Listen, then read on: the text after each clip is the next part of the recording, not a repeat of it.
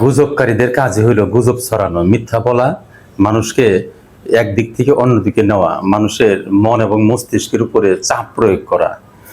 এবার যে গুজবটা তারা ছড়াইতেছে, বলি খুব সংক্ষেপে বলি যে তারা কি ছড়াচ্ছে। তারা এটা ছড়াচ্ছে, তারা বলার চেষ্টা করতেছে যে জামাত, বিএনপি আর এনসিপি সংসদের সিট তারা ভাগাভাগি করার জন্য ব্যস্ত রয়েছে।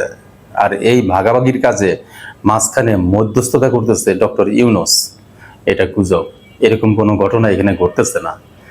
তারা সিট ভাগাভাগি করতেছে না কেউ।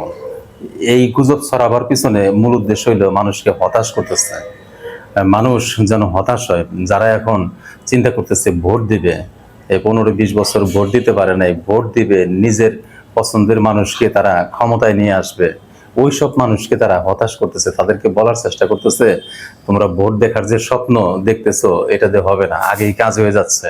ভাগাভাগি করতেছে আর ডক্টর ইউনূসকে খারাপ করার চেষ্টা করতেছে যে সে এখানে মধ্যস্থতা করতেছে। এটা গুজব।